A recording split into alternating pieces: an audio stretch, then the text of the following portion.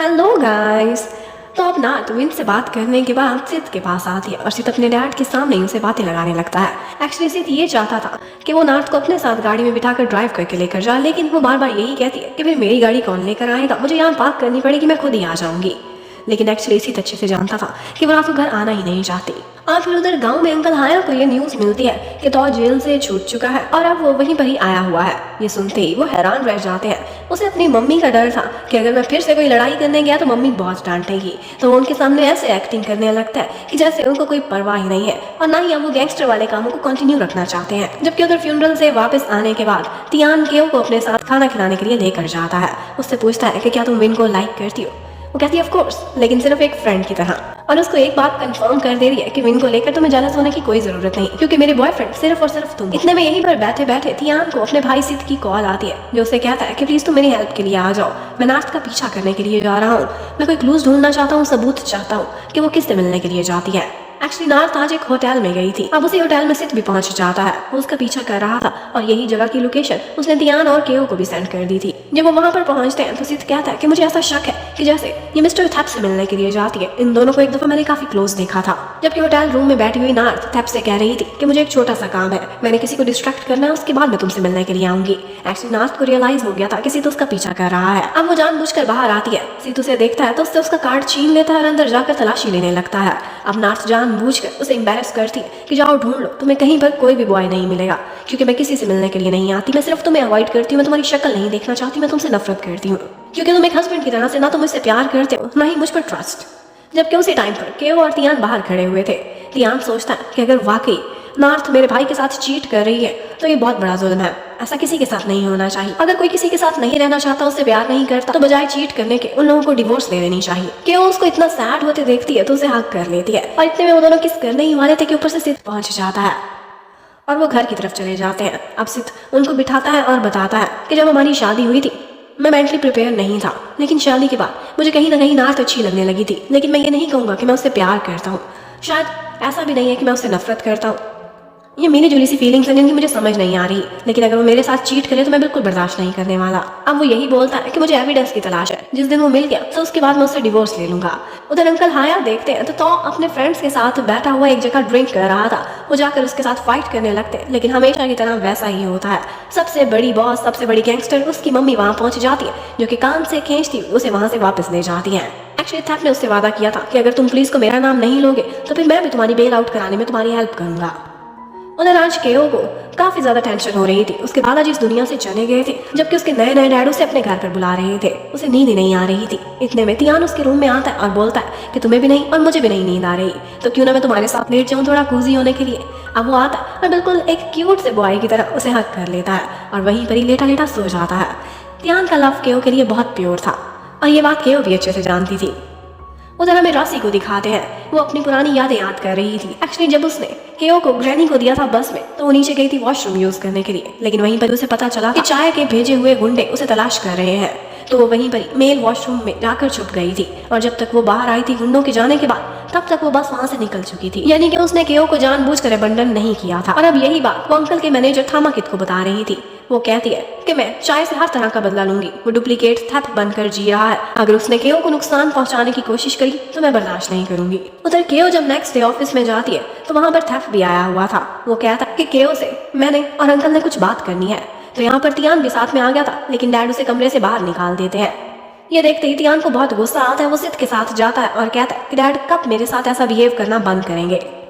जबकि उधर थैप और अंकल दोनों ही किसी तरह से केओ को राजी करने की कोशिश कर रहे थे कि वो तियान के घर को छोड़कर अब थैप के घर में शिफ्ट हो जाए।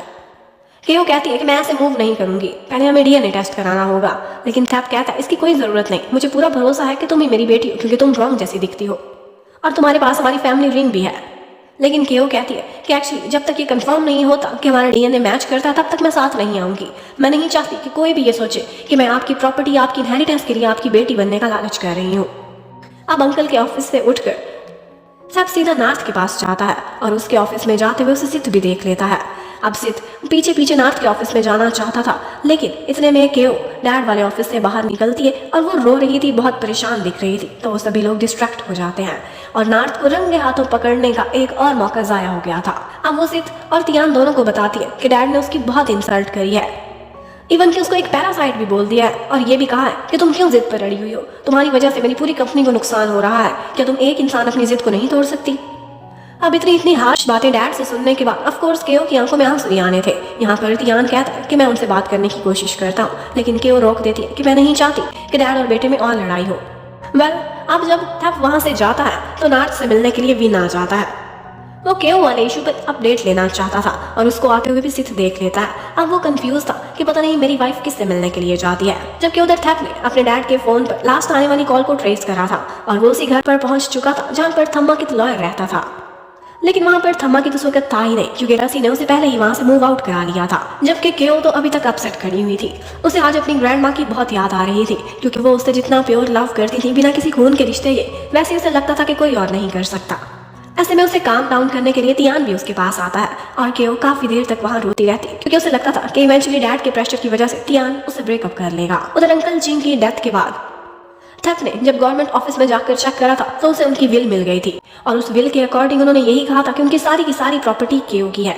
लेकिन केओ अभी 19 ईयर्स की थी, जब तक वो 21 की नहीं होती तब तक उसे ये प्रॉपर्टी नहीं मिल सकती थी। उसका गार्डियन उसके डैड को ही बनना था, जो कि थप बनना चाहता था, और उसके बाद वो यही सोच रहा था कि किसी तरह से उसे अपने घर में मूव इन कराए, उसके बाद उसे रास्ते से खत्म कर दे और फिर इस तरह से केओ वाली प्रॉपर्टी भी थप के पास पहुंच जाएगी। अब नेक्स्ट ही डे वो केओ को लेने के लिए घर पर ही पहुंच जाता है और कहता है कि हम आज डीएनए टेस्ट के लिए जा रहे हैं। और उधर सिथ को दिखाते हैं वो तियान के साथ मिलकर आज अपनी वाइफ के पीछे पीछे चल रहा था। उसे नार्थ पर बहुत शक था और उसे बस एविडेंस चाहिए था ताकि वो डिवोर्स ले सके। आज अंकल जिंग के लिए टेम्पल में कुछ पूजा पाठ वगैरह रखवाई हुई थी, उनके फाइनल रिचुअल्स थे। तो यही बात सर्वेंट्स के थ्रू उधर नी को भी पता चल जाती है और वो फौरन से एक ब्लैक अटायर में रेडी हो गई थी फ्यूनरल पर जाने के लिए। जबकि उधर केओ भी डीएनए टेस्ट के बाद थप के साथ रसी के घर पर आई हुई थी और यहाँ पर उसे बातों बातों में पता चल जाता है कि एक्चुअली थप ने उसके साथ डीएनए टेस्ट कराया है। रसी ये सुनकर हैरान हो जाती है कि थप ये मान कैसे गया, वो रिलक्टेंट क्यों नहीं हुआ। उसे लग रहा था कि जरूर कुछ फिशी है। अब फाइनली सारे लोग मंदिर में पहुंच जाते हैं और यहाँ पर विन भी आया हुआ था। थप जानबूझकर विन को और केओ को क्लोज कराने के लिए उनको अलग बैठने के लिए भेज देता है, क्योंकि ऑफ कोर्स वो भी नार्थ के साथ मिला हुआ था कि किसी तरह से केओ और विन को क्लोज कराना है। इतने में वहाँ पर नी भी पहुंच जाती है और जहाँ पर नी आती है ऑफ कोर्स वहाँ पर कुछ उल्टा तो होना ही था। वो एकदम वहाँ पर जाकर हैप्पी बर्थडे सॉन्ग्स गाने लग जाती है। फिर सब उसे जब बताते हैं तो बड़ी मुश्किल से उसे होश आता है। अंकल चिंग के फाइनल रिचुअल के लिए वहाँ पर मैनेजर थम्माकित भी पहुंचा हुआ था, जो कि चोरी चोरी दूर से बस उनको गुड बाय कहने के लिए आया था। यहाँ पर एक दफा नी भी उसको देख लेती है और वो हैरान ऐसे हुई थी जैसे वो उसे पहचानती हो, लेकिन थैंक्स गॉड कि थप वहाँ पर उसको नहीं देख पाता। अब जब सारे लोग फ्री हो गए थे और जाने वाले थे तो थप जानबूझकर विन से कहता है कि प्लीज केओ को घर तक ड्रॉप कर दो, लेकिन उसी टाइम पर वहाँ तियान पहुंच जाता है अपनी गर्लफ्रेंड को लेने के लिए। ये देखते ही केओ बहुत खुश हो जाती है। तियान से कह रहा था कि मैंने तुम्हारा फेवरेट फूड ऑर्डर कराया है और आज मैं तुम्हारे लिए घर पर खुद ही बारबेक्यू बनाऊंगा। ये सुनते ही विन उनको आवाज देता है कि मुझे बहुत भूख लगी है, क्या मैं तुम दोनों को ज्वाइन कर सकता हूँ, और जबरदस्ती उनके साथ ही आ जाता है। जबकि उधर थप आज उसकी रसी पर नजर थी, क्योंकि वो उसके साथ अब समय बिताना चाहता था। और एक दफा नार्थ के सामने बैठे बैठे उसे रसी की कॉल भी आई थी और वो बड़े मजे से उसे I miss you, I love you, sweet sweet talk कर रहा था। ये देखते नार्थ को कहीं ना कहीं जेलसी हो रही थी। थप तो बड़ा प्रोफेशनल था, लेकिन नार्थ फन में कहीं ना कहीं थप से अटैच हो गई थी, या फिर शायद उसका मन ही नहीं भरता था। वो चाहती थी कि जो भी हो बस उसका दीवाना बन जाए और उसके साथ सिंसियर हो। अब उसे रसी से भी जेलसी होने लगी थी, ना चाहते हुए भी। और उसे इस बात का गुस्सा भी था कि थप उसकी कॉल का आंसर भी नहीं कर रहा। सिर्फ उसका फोन भी चेक करना चाहता था और एक दफा वो ये भी देख लेता है कि उसने तियान की बर्थडे का पासवर्ड लगाया हुआ है, लेकिन फोन चेक करता उससे पहले ही नार्थ बाहर आ जाती है और ये मौका भी हाथ से निकल गया था। जबकि उधर तियान के घर पर दोनों बॉयज बैठे हुए थे। एक दूसरे से मुकाबला लगाने के चक्करों में दोनों ही काफी ज्यादा ड्रिंक कर लेते और इन दी एंड वो लोग टुन हो चुके थे।